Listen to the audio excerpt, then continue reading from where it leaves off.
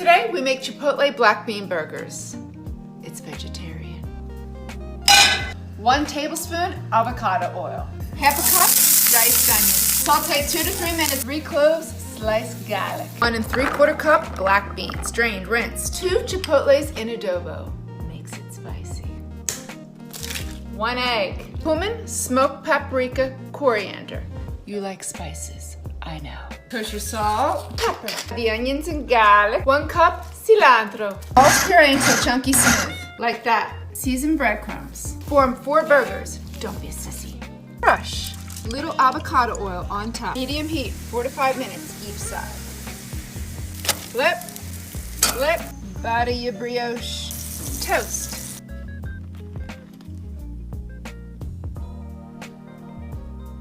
Shout out to Sarah. Hope you enjoy. Let's make some good old mac and cheese. Smooth macaroni, sharp white cheddar, mild cheddar, Monterey Jack, our good friend Velveeta, and a half a block of cream cheese. 5 cheeses. Ooh, fancy. Pot of water, salt it, get your noodles, pour them all in, drain it, set it aside. Now the cheese sauce. Melt 4 tablespoons of butter, add in 4 tablespoons of all-purpose flour, add in 2 large cans of evaporated milk, 1 cup of whole milk.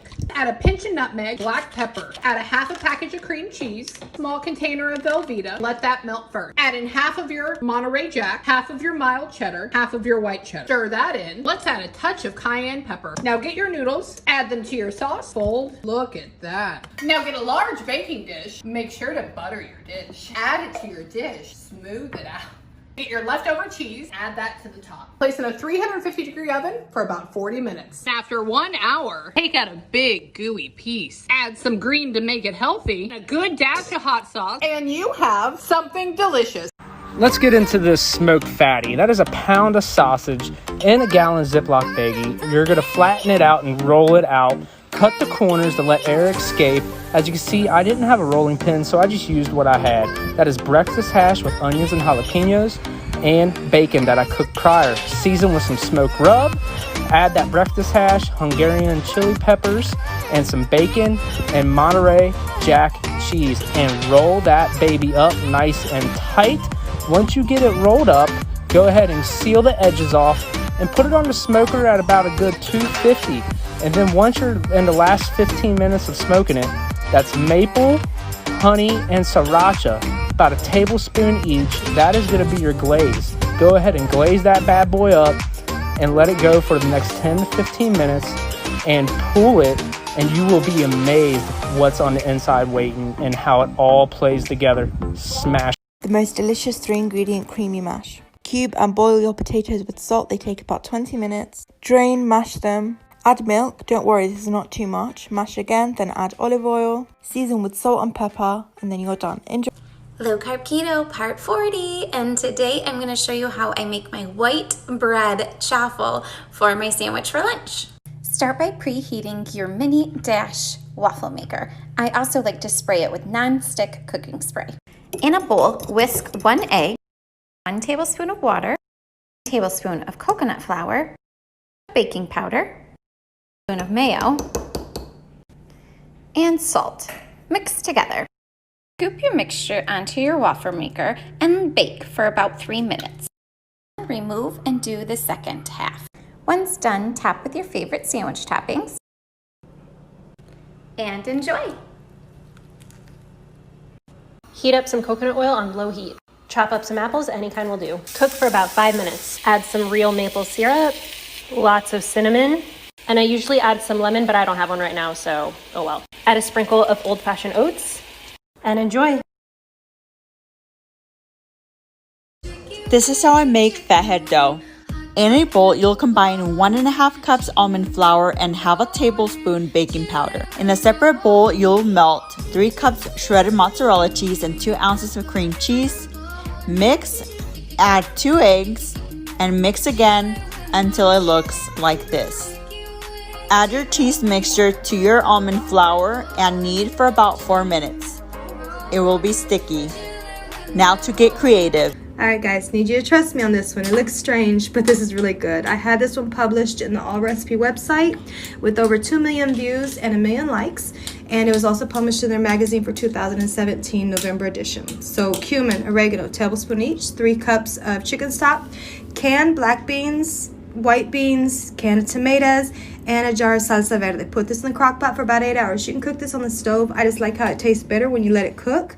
And then it doesn't look like much, I know, but the flavors are simple and delicious. Add sour cream, add the cheese of your choice, and it changes everything. Enjoy, guys. The world's easiest side dish, garlic mushrooms. Mushrooms, garlic, thyme, bit of sour cream. I picked up the bloody light sour cream instead of the full fat, but whatever. Don't forget to season them, get the oil hot, a little bit more oil on top. Give them a good saute, get a bit of colour in them. Then go in with a nice knob of butter, beautiful big sized knob of butter. Then go with the garlic, cook the garlic out a little bit more, make sure the garlic starts to soften. Add the sour cream, full fat preferably. Once it reduces a little bit, squeeze the lemon, fresh thyme, plate it up. Hope you enjoy. Let's make a classic chicken parmigiana. Crumb your chicken breast using flour, egg wash, and panko breadcrumbs. Fry in olive oil over medium heat and until crispy on both sides. Top with mozzarella, prosciutto, marinara sauce, and more cheese. Bake at 200 degrees for 20 minutes. Boom, there's a chicken parma. This shrimp and crab toast is easy to make and it serves as a great appetizer. Chop up 1 pound of shrimp and 1 pound of imitation crab meat. Add in 4 cloves of minced garlic and 1 teaspoon each of salt, pepper, and garlic powder. Add in half a cup of mayo and half a cup of onions. Chop up 4 green onions and add that in as well. I also added a little bit of Parmesan cheese and some paprika. Slice up the bread and then add a little bit of butter and toast it for 5 minutes at 350 degrees. Bring it back out and put the crab and shrimp mix on and then bake for another 15 minutes. Here's how to make the best vegan meat substitute ever. Tastes great on my vegan egg McMuffins I'll be posting later this week. Just add your Vital Wheat gluten, nutritional yeast, and spices to a bowl. Mix that up and mold it to your desired shape. Put it in a pan with some vegetable broth and cook for 35 minutes at 350 degrees. Tonight I'm making a family favorite, Olive Garden Zuppa Toscana. Start off with some butter and garlic. Onions and bacon, get that fried up. Onions very translucent. Then I add my favorite Jimmy Dean sausage. Combine all that, like to brown it a little bit longer and get everything combined really nicely. I use baby red potatoes. You could use any potatoes you like. Sometimes I even use radishes as a low carb option. Chicken broth, I add a whole container of that. And then I fill it again with water and add that as well to have enough broth. Add my potatoes to that. My daughter wanted to help. Get your broth boiling and get those potatoes really soft. Then I use fresh kale. You can use bagged kale as well. I prefer fresh. Add that to it and once again get it boiling and get that stuff really wilted. Make sure you cover it. Save the best for last. Heavy cream, and there you go. Smoked lobster tails with a Parmesan butter. We started by butterflying these lobster tails, pulling the meat out and scoring the top side and lathering it with some seasoning, smoking it over some lump cowboy charcoal and dousing it in that Parmesan butter is so good. Find the whole recipe on my... If you're a Panera Bread stan like me, you know that their autumn squash soup is one of the best, and this is the first recipe of my food dupe series. So let's make it. First, we're going to roast some butternut squash with salt and cinnamon, and I know it's a bit tedious, but it helps give a depth of flavor. Roast it in a preheated oven at 400 degrees for around 20 to 25 minutes. Next up, we're going to prepare our spices, so that's curry powder, cinnamon, nutmeg, ginger, and cayenne pepper. Now it's time to slice up the vegetables so that they cook a bit more evenly, and make sure to peel the apple. You don't want the apple skin to get clogged when you blend everything together. Saute all the cut veggies with olive oil, then you can add the spice mix and cook until it's fragrant. I promise we're almost done. Now you have to add all of these ingredients to the same pot and then let it simmer for around 10 minutes until everything is nice and softened. Also, don't skip out on the brown sugar. It helps give a nice sweetness to the soup. Finally, all you have to do is blend everything together until it's nice and smooth. Serve with a drizzle of heavy cream, roasted seeds. I used the butternut squash seeds, and crusty bread. Now dive in, and I hope you enjoy it. Let me know what other food items I should do. How to make a Cozy Kitchen's banana bread cookies. First, start with your ugly, overly ripe bananas and mash them. Then add brown sugar, granulated sugar, melted butter, and whisk that together. Then add baking soda, salt, and whisk that again. Now add all-purpose flour, fold that in with a spatula, then toss in your walnuts or chocolate chips if you like. Cover it with saran wrap, obviously I don't own any, and refrigerate for an hour. Once the dough is cold, scoop the balls onto a greased baking tray and bake them for about 10 to 12 minutes. Take them out, let them cool, and then enjoy. Happy Thanksgiving, Canadians! I had to take a vegetable side to a Thanksgiving dinner tonight, and these are hands down the best carrots I've ever had. We went to the farmer's market this morning and grabbed a whole whack of carrots, probably 2 to 3 pounds. You're going to want to grab your carrots, peel, trim, and thinly slice them through your mandolin or slicer. Then into a pot over medium heat goes 1 cup of butter, a whack of garlic, which I didn't really measure, and some Italian seasoning. Cook it for a few minutes and don't let it burn. Pull it off the heat and add half a cup of honey. Mix that through well until you get this gorgeous golden liquid, which you're going to pour all over your carrot slices and mix through. You're going to want to spread these out on a rimmed baking sheet lined with foil, and if you need to use 2 baking sheets to get a nice thin layer, that's what you should do. Some salt and pepper and into the oven at 425 degrees for about 20 to 25 minutes. You'll see the edges start to char. Pull them out and add some Parmesan and herb seasoning and some chopped green onions or chives. Mix it around, pop it back in for a few minutes, pull them out, and they'll be the star of the Fun fact, real authentic chimichurri is never just a fully blended green sauce as commonly seen online. It's hand chopped with colors of red, green, and white popping through. Finely chop 11 garlic cloves and 1 bunch of parsley. Yes, leave some stems on, they're packed in nutrition and flavor.